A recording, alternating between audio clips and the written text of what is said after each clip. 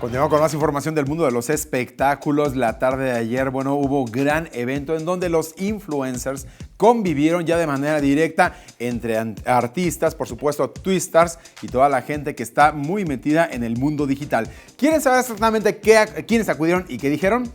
¡Chequen esto!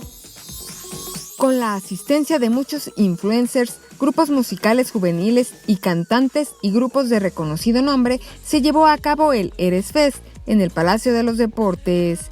Ninel Conde descartó reconciliación con Giovanni Medina, sin embargo, confesó que ambos han limado asperezas por el bien de su hijo Emanuel. Sí estuvo complicado, sí estuvo agresiva la cosa, ¿no? Estuvo difícil, pero creo que Dios está acomodando todas las cosas de una manera muy bonita y muy especial. Estamos intentando hacer las cosas por el bienestar del niño. Dulce María esto dijo respecto a las palabras de Paulina Rubio, asegurando que amaba a Donald Trump. Yo sí creo que lo haya hecho de manera sarcástica, dudo mucho que hay alguien de verdad diga eso.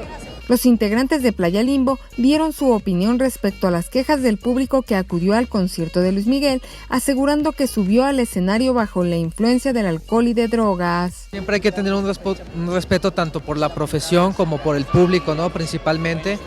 Obviamente somos humanos, a veces se nos puede pasar las copitas, pero sí, como tú mencionas, sí hay que tener un respeto, ¿no? Los cantantes que aparte tienen todo el peso de tener su voz impecable, por eso comentaba que hay que ponerlo todo a veces en perspectiva.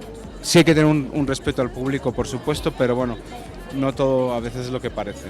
Santiago Ramundo, quien asegura que no tiene romance con Geraldine Bazán, reprobó el que una publicación asegurara que Gabriel Soto contagió de papiloma humano a la actriz.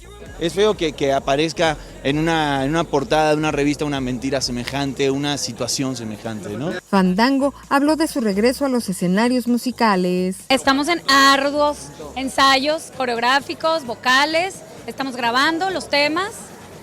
Ahorita pues llevamos bastantitos, pero todavía nos faltan para en febrero ya salen todos. 21 Noticias, Berenice Ortiz.